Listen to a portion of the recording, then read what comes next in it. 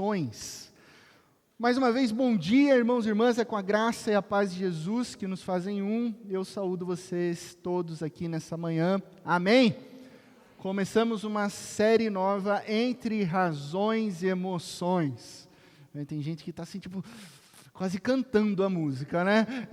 Então, algumas pessoas pegaram uma referência, né?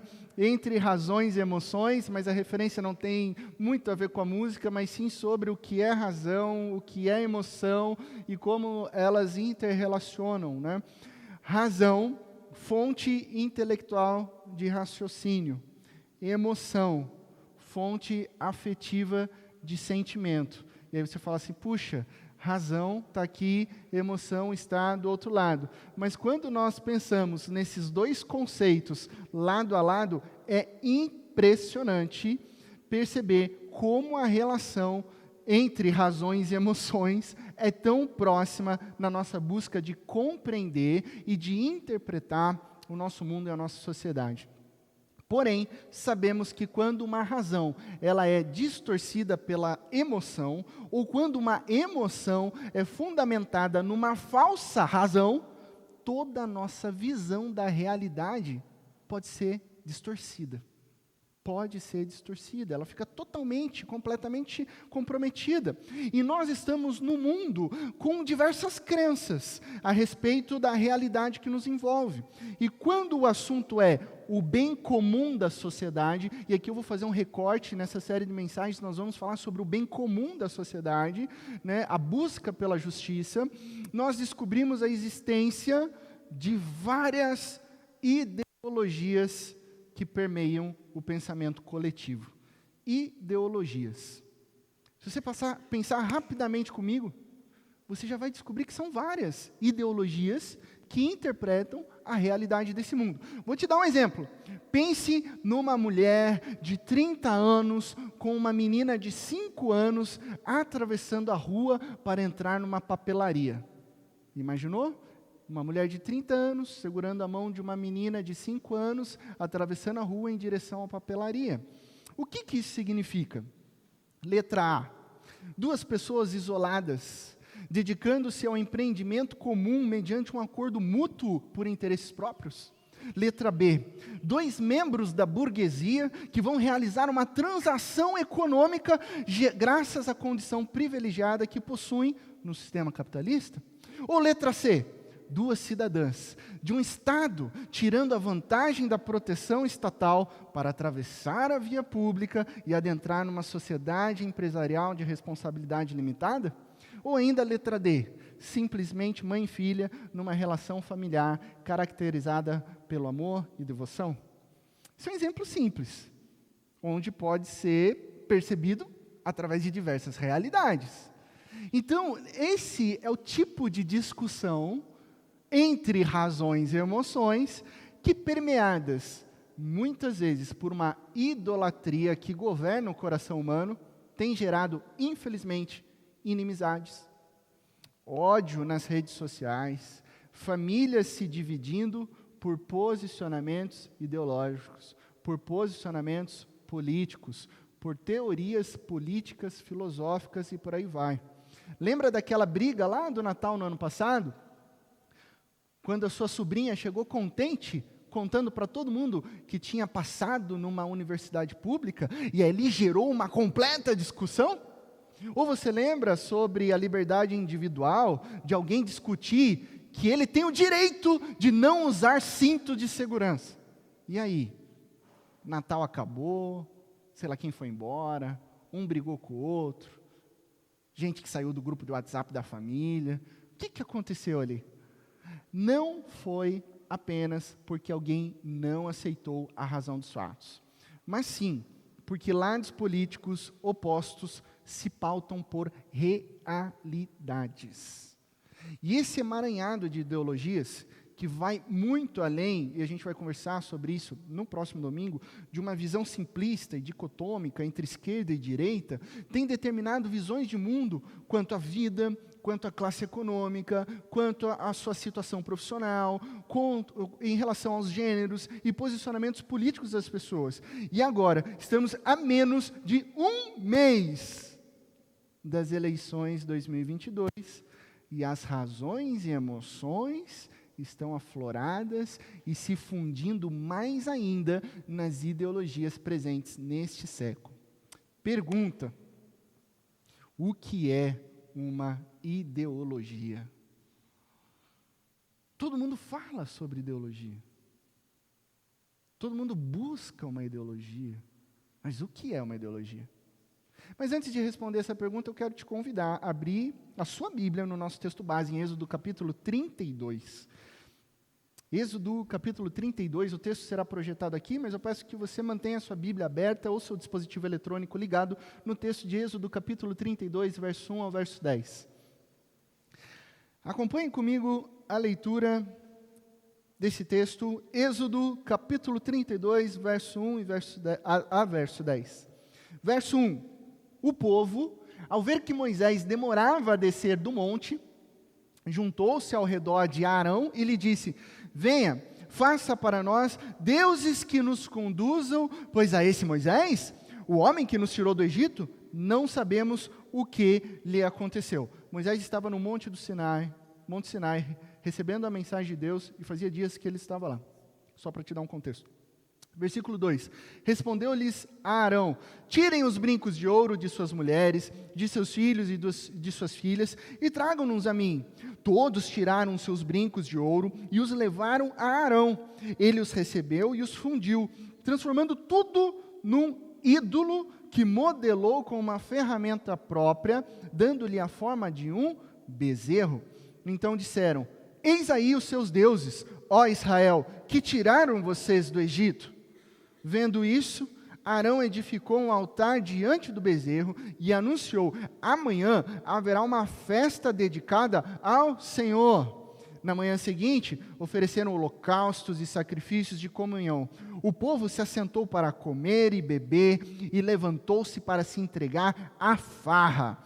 Então o Senhor disse a Moisés: desça, porque o seu povo que você tirou do Egito corrompeu-se. Muito depressa se desviaram daquilo que lhes ordenei e fizeram um ídolo em forma de bezerro, curvaram-se diante dele, ofereceram-lhe sacrifícios e disseram: eis aí, ó Israel, os seus deuses que tiraram vocês do Egito. Disse o Senhor a Moisés: tenho visto que este povo é um povo obstinado. Deixe-me agora, para que a minha ira se acenda contra eles e eu os destrua. Depois farei de você uma grande nação. Vamos orar? Ó Deus, Pai de amor, como tua igreja e teu corpo, nos reunimos aqui com temor e tremor diante da tua palavra. E pedimos, Deus, que diante desse tema delicado, entre razões e emoções, que seja a tua voz, somente a tua voz, falando profundamente aos nossos corações, para a honra e glória de Cristo Jesus, nosso Senhor e nosso Salvador. Amém. Amém. O teólogo Calvino, João Calvino, um dos principais líderes da reforma protestante, escreveu certa vez que o coração humano é uma fábrica de ídolos. E é uma fábrica 24/7. É uma fábrica que não para de criar um novo ídolo que tenta governar a nossa vida, a nossa missão, as nossas ações, as nossas reflexões. Cada um de nós, desde o ventre materno, é um tipo expert de criar ídolos, de inventar ídolos. No texto que nós acabamos de ler, o povo de Israel, mesmo depois de uma poderosa libertação do Egito e das providências divinas, dos milagres no deserto, eles respondem agora às ações do Eterno com uma adoração idólatra a um bezerro de ouro. Se você folhear a sua Bíblia, você vai ver que desde o capítulo 25 ao 31, Deus está instruindo Moisés no Monte Sinai sobre as orientações, sobre a vida fundamentada num relacionamento, num pacto de aliança de um rei para com o seu povo, do capítulo 25 ao verso 31. E então, antes de Moisés descer do monte, agora já no capítulo 32, as pessoas já tinham sucumbido à tentação de moldar sua adoração de acordo com o seu próprio desígnio. Ao invés da adoração ao Senhor, eles estavam rapidamente adorando um bezerro de ouro. Por isso que o próprio Deus disse, muito depressa, o coração do meu povo se corrompeu. Mas o que essa história, o que esse texto bíblico tem a ver com o que é uma ideologia? Uma ideologia. Por que esse texto? Antes de tudo, eu quero frisar o entendimento de que uma ideologia, guarde bem isso, seja qualquer que seja, ela parte do pressuposto que existe algo errado no mundo e que ela tem uma proposta de redenção para todos. Então, ela entende que há um pecado e ela mesma apresenta uma salvação para a humanidade. Assim como as idolatrias bíblicas, as ideologias deste mundo se fundamentam no ato de isolar um elemento da totalidade criada, um tipo de bezerro de ouro, um tipo de uma ideia, um tipo de um sistema econômico, um tipo de uma nação, seja o que for, elevando-o acima de tudo e fazendo com que todos obedeçam, todos o sirvam, todos o adorem.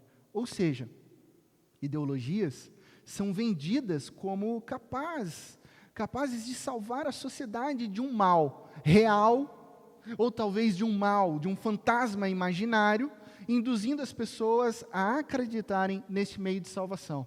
Ora, o que seria então uma ideologia? Eu afirmo com toda certeza de que uma ideologia é um tipo atual de idolatria. Uma ideologia hoje é um tipo atual de idolatria.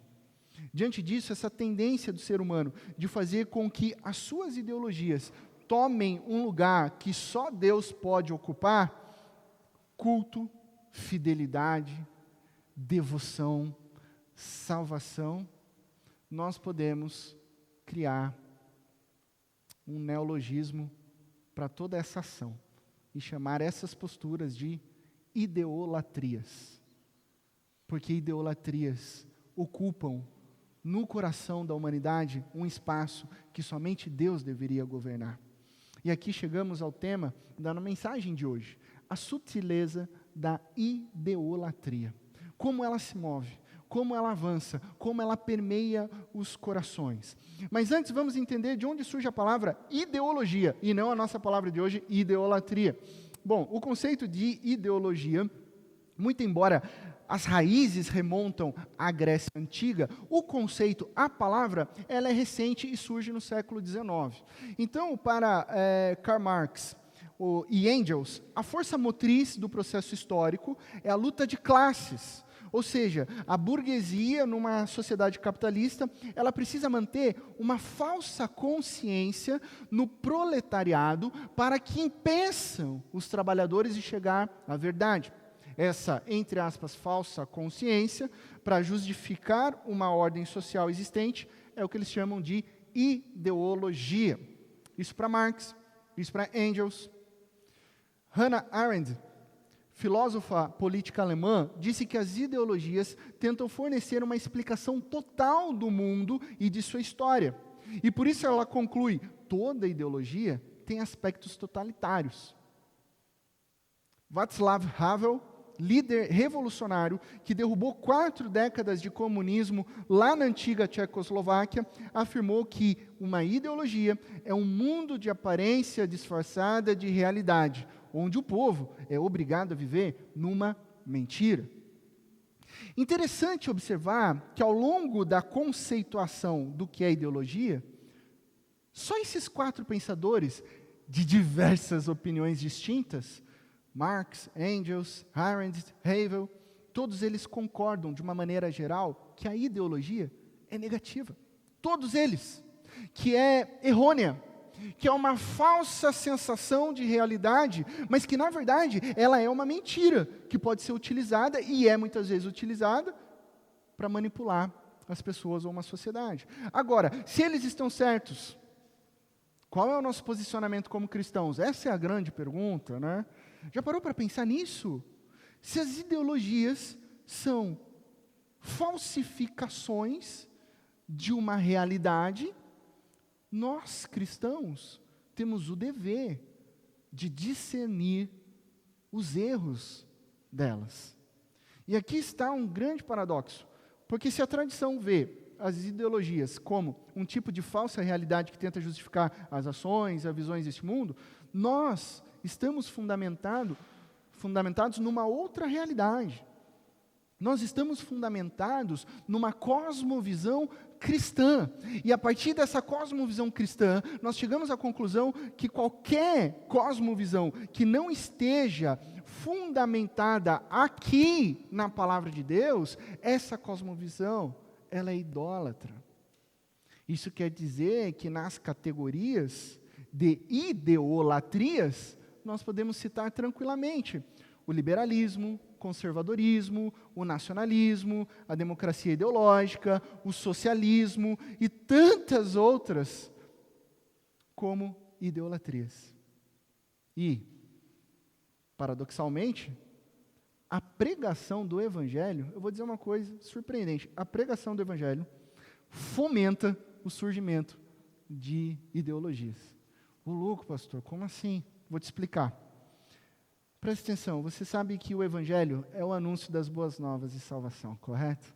Cristo Jesus é o nosso Senhor, nosso Salvador, que nos tirou do império das trevas e nos transportou para a sua poderosa luz. Ele é o nosso Salvador. O Evangelho, ele se opõe, ele combate todas as pseudo-ideologias, as falsas boas novas que se dizem Evangelho. O Evangelho, segundo Romanos capítulo 1, é o poder de Deus para a salvação de todo aquele que nele crê, pois que a justiça de Deus se revela no Evangelho. Então essa proclamação do Evangelho, essa proclamação de salvação, traz transformação de vidas para aquelas pessoas que se rendem ao senhorio e ao governo de Cristo Jesus. Ok, esse é o primeiro e maravilhoso ponto.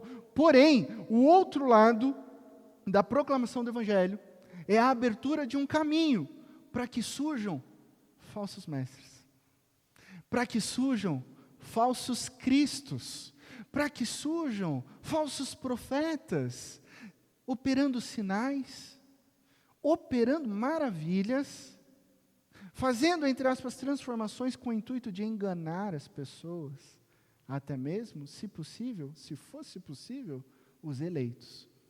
Então o Evangelho abre esse caminho para que surjam ideologias. E não sou eu que estou dizendo isso.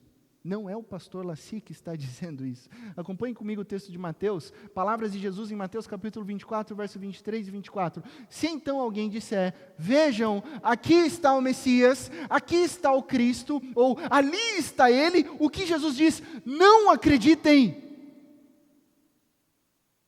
Eis alguém trazendo a salvação, eis alguém querendo transformar a sociedade, eis um partido prometido, eis um candidato escolhido. Não acreditem, pois aparecerão falsos cristos, falsos profetas, que realizarão grandes sinais e maravilhas para, se possível, enganar até os eleitos. Vão aparecer ideologias prometendo salvação, justamente porque o cristianismo é real, o cristianismo é histórico, o cristianismo nos conduz à redenção.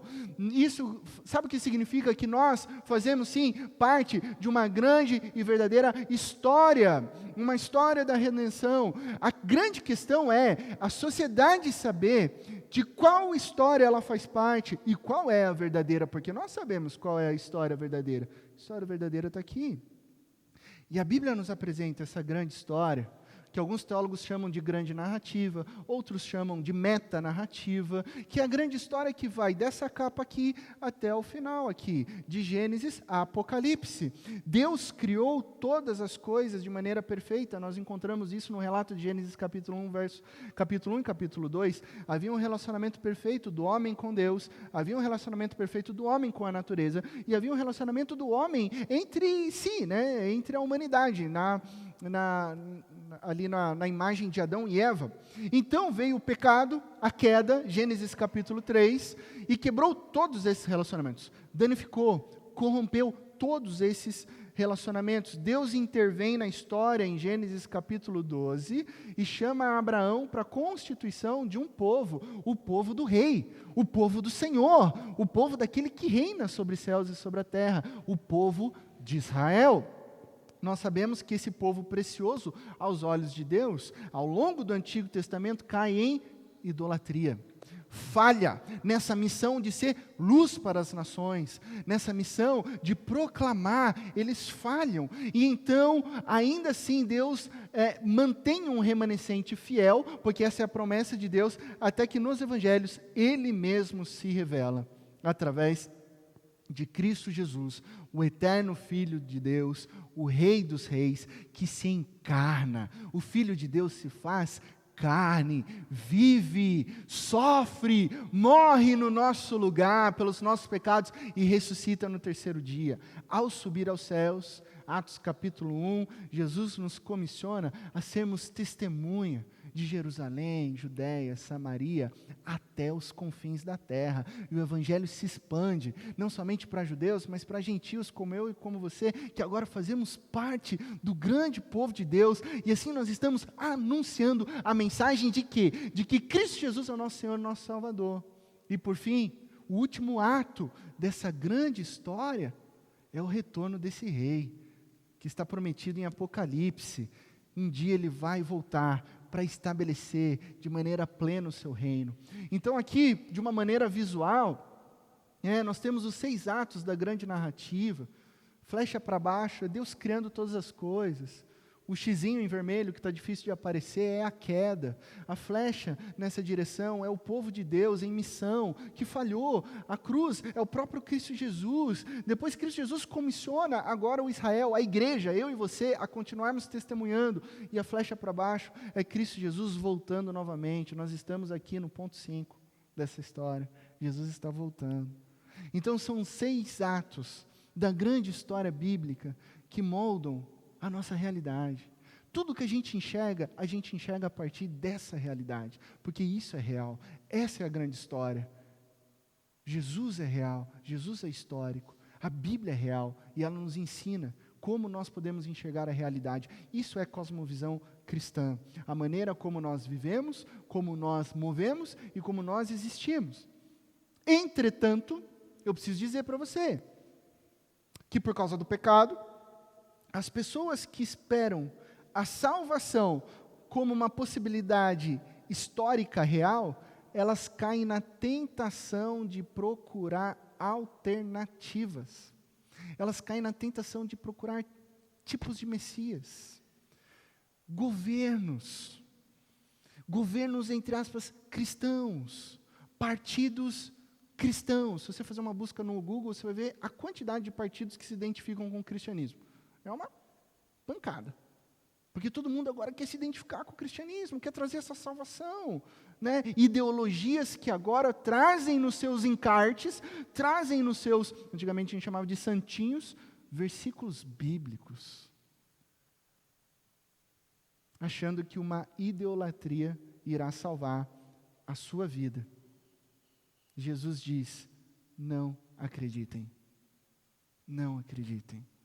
São falsos profetas, são falsos messias. E olha, mesmo que eles realizem grandes sinais, mesmo que eles realizem grandes maravilhas, são falsos. E nós voltamos para o nosso texto bíblico. Olha só o que diz o verso 1.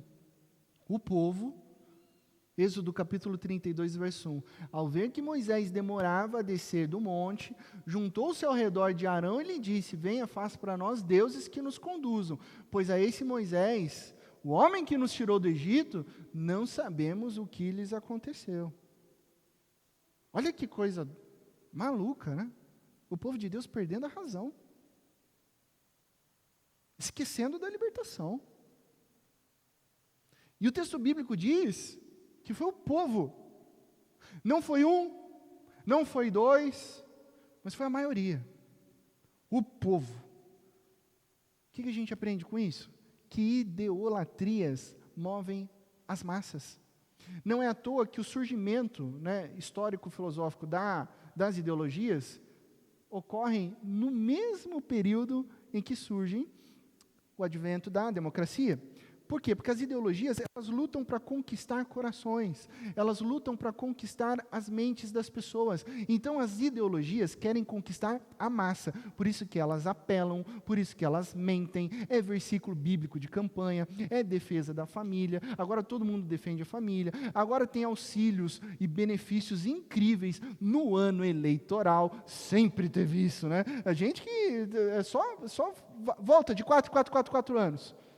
Eu não sei onde a gente vai parar, porque sempre teve benefícios no ano eleitoral, né? Promessa de diminuição de impostos, né? Campanha de, vai diminuir quantos impostos, reforma tributária, um único imposto federal e por aí vai, promessas. Por isso que as ideologias modernas, por tentarem conquistar o coração humano, por tentarem conquistar a mente humana, elas são incoerentes. Já parou para pensar nisso? Como elas são incoerentes? É só você assistir agora a propaganda eleitoral. É só você ver alguns posicionamentos de algumas pessoas na sociedade. Vou dar um exemplo, dois exemplos comuns. Tem muito conservador tradicional que critica ferrenhamente o aborto, a pornografia, mas economicamente não está nem aí para a ética ambiental. Não está nem aí, em nome do dinheiro, em nome do lucro, pode fechar um vilarejo indígena, pode desmatar essas árvores, porque o que importa é eu ficar rico. Se o meu neto não tiver água, é problema dele. Esse é um lado. Por outro lado, tem muito progressista que vai na frente do Burger King, vai na frente da churrascaria, fazer protesto com quem está comendo baby beef, fazendo protesto com quem está comendo um lanche, brigando, disposta a acabar com o consumo de carne em defesa da vida animal, e estão dispostas a morrer pelo ecossistema. Essa mesma pessoa que está disposta para morrer por uma árvore, que está disposta para morrer por um animal, ela, no mesmo dia, vai fazer protesto em favor do aborto. Percebe a incoerência? Dos dois lados. Incoerência. Por quê? Porque a ideologia busca coração, busca massa. Ela quer seduzir o povo. Ah, pastor, mas puxa vida, o uso do termo idolatria, dizendo que uma ideologia, uma idolatria é um pouco pesado, né? Não é. Não é, porque a gente vai avançar nos textos bíblicos. Versículo 3 e 4, acompanhe comigo na sua Bíblia. Todos tiraram seus brincos de ouro e os levaram a Arão. Ele os recebeu e os fundiu, transformando tudo num ídolo, que modelou com uma ferramenta própria, dando-lhe a forma de um bezerro. Guarda isso. Eu acho que ouvi o pastor Felipe Fontes dizendo que a idolatria é o pecado por excelência. Achei interessante isso. Faz total sentido. Porque o pecado é a expressão do pecado, todo pecado é a expressão do pecado básico da idolatria, de colocar alguma coisa no lugar de Deus.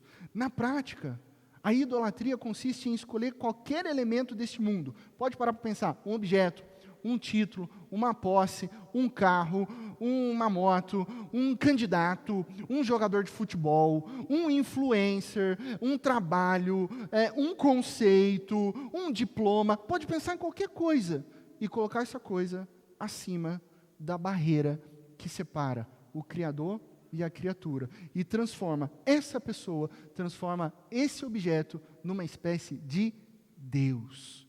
Isso é idolatria. E é o que o povo de Israel está fazendo. Porque o povo de Israel solicita a Arão, no verso 1, que eles precisam de deuses. Moisés não funciona mais. O Eterno, eu não sei o que aconteceu. Arão recolhe o ouro, e o texto bíblico diz que ele funde um bezerro de ouro. Consegue imaginar um bezerrão de ouro? Nós lemos essas histórias, e nós lemos também outras na Palavra de Deus, né? De vários profetas do Antigo Testamento denunciando idolatria. Idolatria esculpida em pedra, idolatria esculpida em metal, idolatria esculpida em madeira, postes ídolos egípcios, ídolos cananeus, um monte de tipo de ídolo feito por mãos humanas. E aí a gente pensa assim, pastor, mas isso é coisa do passado, pastor. Ninguém hoje faz um Cristiano Ronaldo de bronze, ou uma Larissa Manoela de ouro, ajoelha no chão e fica adorando o CR7, ou a Larissa Manoela. Ninguém faz isso. Eu sei que ninguém faz. Mas presta atenção no que o pastor Tim Keller, da Redeemer Church, lá em Nova York, disse certa vez. Idolatria é tudo aquilo que você tem que passou do status de bom para ser crucial. Percebe a sutileza? É tudo aquilo que você tem e que é legal ter coisas boas. Está tudo bem ter coisas boas. Só que quando ela passa do bom para ser crucial. Assim nós identificamos uma idolatria. Existem coisas que são boas, existem coisas que são necessárias, existem coisas que são suficientes e está tudo ok. Só que crucial é aquilo que é fundamental, é aquilo que determina a sua vida. Então, quando você diz que o seu prestígio social é fundamental, quando você afirma que o sucesso financeiro é crucial, quando você crê que um poder político, um candidato, uma ideologia é fundamental, determinante para a sua vida, determinante para a economia, determinante para a sua empresa, determinante para a sua família, você serve a um ídolo. Se é crucial, se é fundamental, se você não abre mão disso, é um ídolo. E é sutil. E é esse tipo de idolatria que é o fundamento das ideologias. Por isso nós estamos chamando de ideolatrias. Ah, pastor, já estou me sentindo incomodado com essa mensagem. Tudo bem, tem mais. Olha só o que diz Santo Agostinho, na sua famosa frase, no livro Confissões. Fizeste-nos para ti, e inquieto está o nosso coração, enquanto não repousa em ti. Maravilhosa essa oração. Fizeste-nos para ti, Senhor. E inquieto está e estará sempre o nosso coração, enquanto não descansarmos no Senhor, porque foi o Senhor que nos fez. Olha que oração maravilhosa. Se nós, membros da Igreja de Cristo Jesus, buscarmos fazer a vontade de Deus, tudo em nossa volta será reflexo dessa postura. Então, desfrutaremos de paz. Então, desfrutaremos de repouso. Paz em meio à turbulência. Repouso em meio às tribulações. Por quê? Porque o nosso coração encontra descanso no Senhor. Por outro lado, se o nosso coração busca sistema econômico, direito individual, o Estado como detentor e soberano sobre todas as coisas, então tudo isso vai afetar também o bem-estar das nossas vidas. O que isso significa? Buscar descanso onde não há descanso só pode gerar desassossego. Buscar descanso onde não há descanso só pode gerar desassossego. A inquietação, aquela ansiedade. Pastor, não estou conseguindo dormir porque mês que vem eu voto.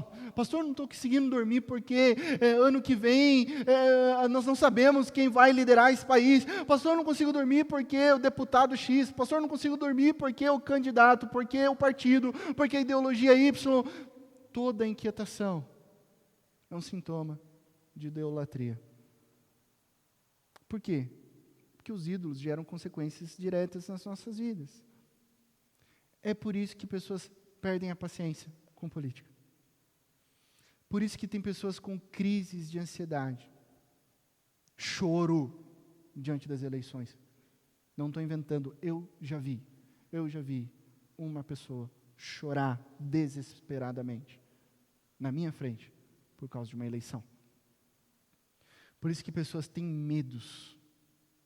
Muitas vezes medos de ameaças que nem existem, de fantasmas ideológicos, de coisas irreais. Por isso que existem brigas, ódio e até mesmo violência.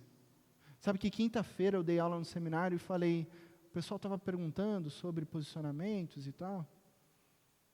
E eu falei um negócio seguinte, eu falei assim, o negócio está tão quente, gente, está tão quente, que os dois candidatos no Brasil com maior popularidade, eles precisam tomar cuidado quando for fazer campanha com atos de terrorismo. Os dois, ambos.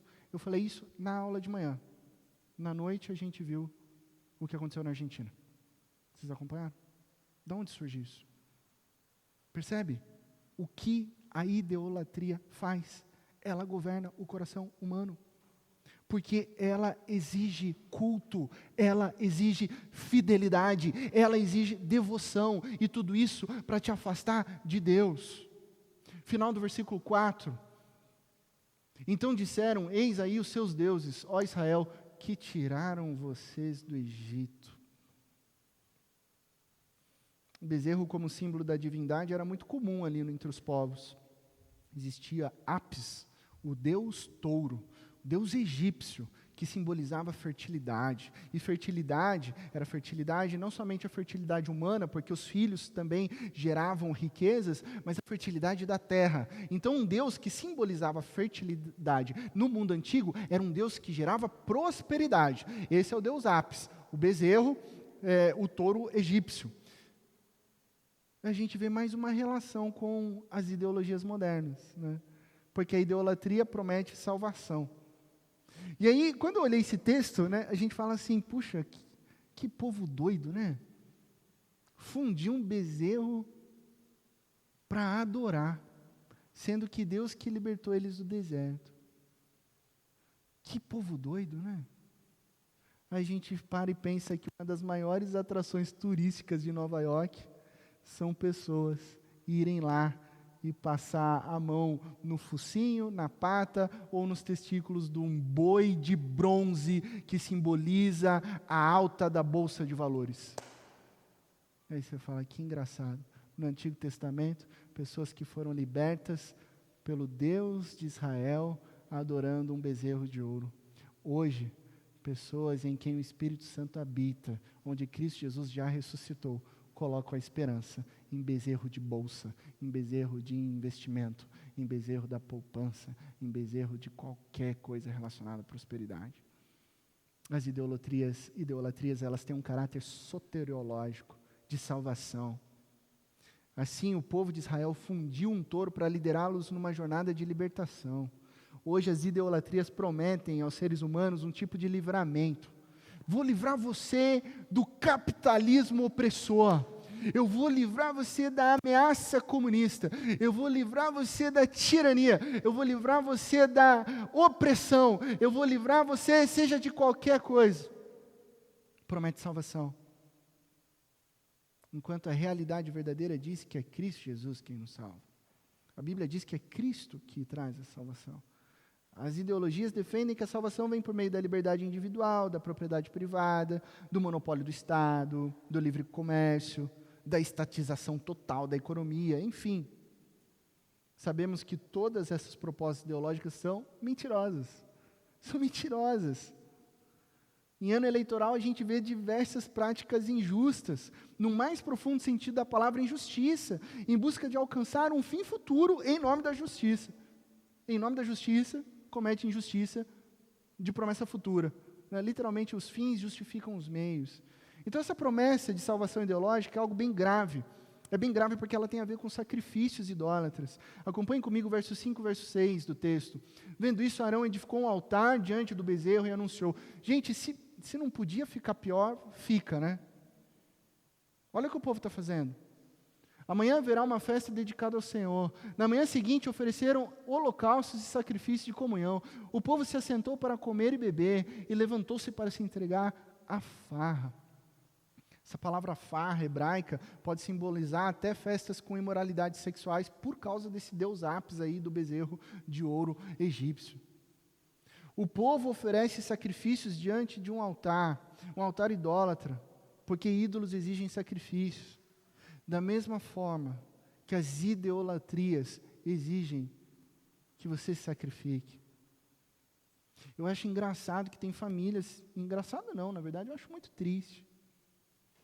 Pessoas cobrando uma das outras. Pessoas brigando entre a família. Posso te dar uma dica bem prática e simples? Vai cobrar político. O seu irmão, o seu amigo, o seu colega, na verdade, ele não tem tanta culpa, não. Ele não está governando, ele não está representando. Ele pode ser alguém que acreditou num tipo de ideologia, que tomou o coração dele. Então, não brigue com quem você ama. Vá cobrar quem está lá na frente, quem está no governo. Porque a idolatria exige sacrifícios. Sabe, frases como morrer pela liberdade, morrer pelo Estado, dar a vida pela nossa pátria, lutar até a morte, luta armada contra um sistema opressor. Todas essas falsas idolatrias blasfemam contra o nosso Deus, pois só há um que morre para nos dar vida, e esse alguém já fez isso, é Cristo Jesus, o nosso Senhor. É Ele quem nos dá a vida, através da sua morte e ressurreição. Sabe, tem muito cristão que precisa refletir sobre vida idólatra, que se encontra numa idolatria e nem se tomou conta disso. Eu prometo dar a vida pelo liberalismo. Eu prometo lutar até a morte pelo socialismo. Eu vou lutar uma guerra, eu vou lutar outra guerra. Mas não vemos esses cristãos dispostos a pregar o evangelho ali na rua, ali na faculdade, ali no trabalho, dentro da sua família. Estou disposto a morrer por uma ideologia. Mas não tem um que eu conheça disposto a fazer missão no Afeganistão, na Coreia do Norte, na Somália, na Líbia, no Iêmen, países extremamente fechados para o cristianismo. Aí não tem corajoso. Não quer pregar nesses países. Por quê? Porque a idolatria se fundamenta na autonomia humana, onde os seres humanos se esquecem da vontade de Deus e determinam o curso da própria vida. O problema é que essas idolatrias, ao exigirem sacrifícios, imitam o sofrimento e a morte de Jesus. E por isso se tornam um tipo de cristianismo espúrio, falsificado, ilegítimo. Toda ideologia é antropocêntrica. Embora elas protestem suas diferenças mútuas, né?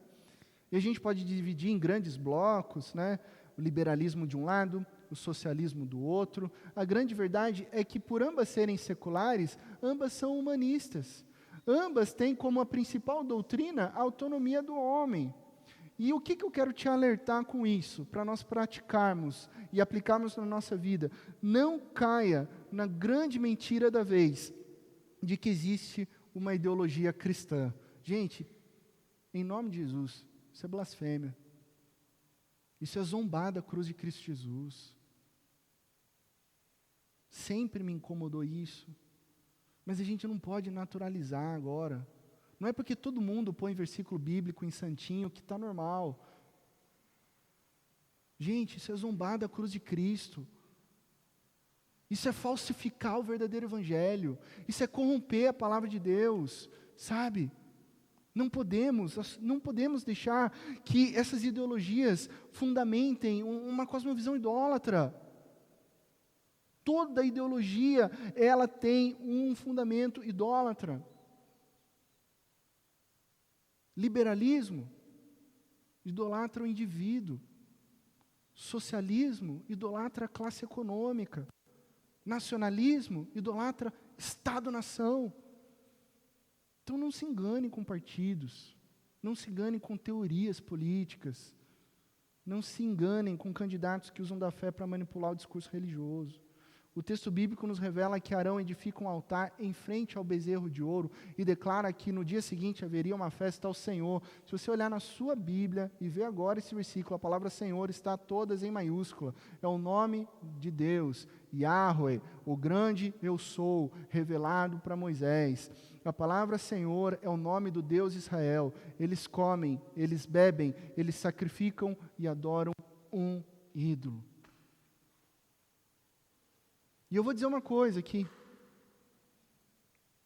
Talvez eles estivessem pensando que estavam adorando o verdadeiro Deus. Sabia? Talvez eles achassem.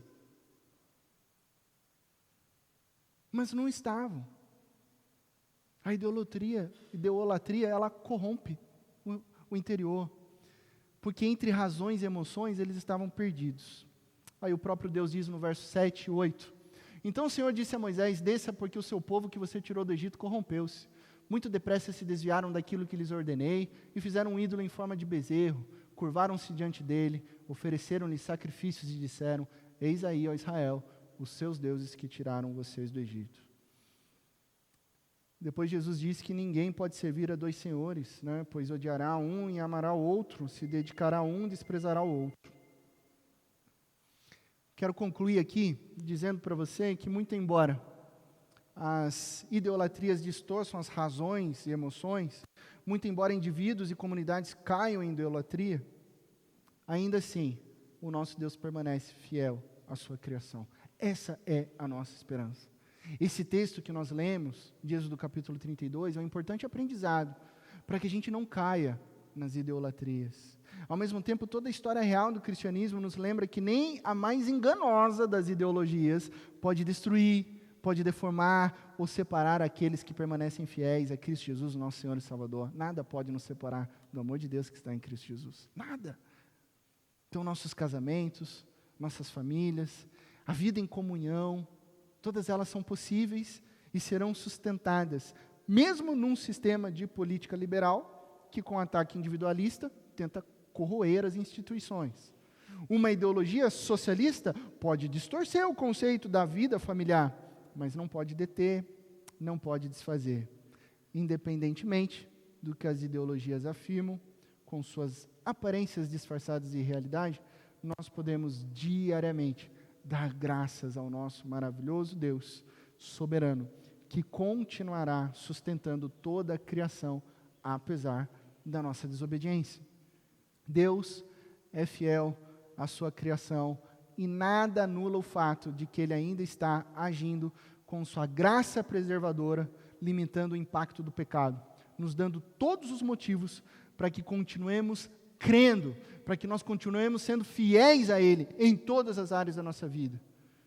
Nesses tempos, pré-eleições, e talvez até pós-eleições, entre razões e emoções, onde vários partidos e ideologias brigam para conquistar os nossos corações através de manipulação da religião, o que eu digo a você nessa manhã é que o Espírito Santo de Deus nos preserve, nos guarde e nos livre de cairmos na tentação sutil das idolatrias. Amém? O que a gente leva para casa? Lições práticas de vida. Primeira coisa, você vai confrontar os falsos deuses da idolatria. Êxodo capítulo 20, verso 3. Não terás outros deuses além de mim. Só que você não vai sair confrontando o Deus do coleguinha. Você vai olhar para o espelho. Você vai confrontar os falsos deuses do seu coração, do meu coração, do nosso coração. Todo pecado é uma expressão do pecado básico da idolatria, de colocar alguma outra coisa no lugar de Deus. Tome coragem. Faça uma análise sincera do seu coração. Você e Deus. Você e Deus. A idolatria ela é tão sutil que às vezes é difícil de a gente reconhecer. Entre razões e emoções, a gente é tomado muitas vezes. Pergunte para você, o que é crucial? O que não é crucial? O que não é crucial não pode tirar o seu sono. Se existe algo tirando o seu sono, reflita nisso. Segunda lição, entre razões e emoções, clame pela graça de Deus. A emoção pode distorcer a razão. Em meio a tantas vozes ideológicas que distorcem a realidade, foque na fidelidade de Deus à sua criação. Peça para que Deus te capacite a entender. Ore para que Deus te dê sabedoria e discernimento para entender entre razões e emoções as políticas. Amém? Que Deus te abençoe. Na mais absoluta certeza de que em Cristo Jesus todas as coisas ficarão bem. Nós nos aproximamos agora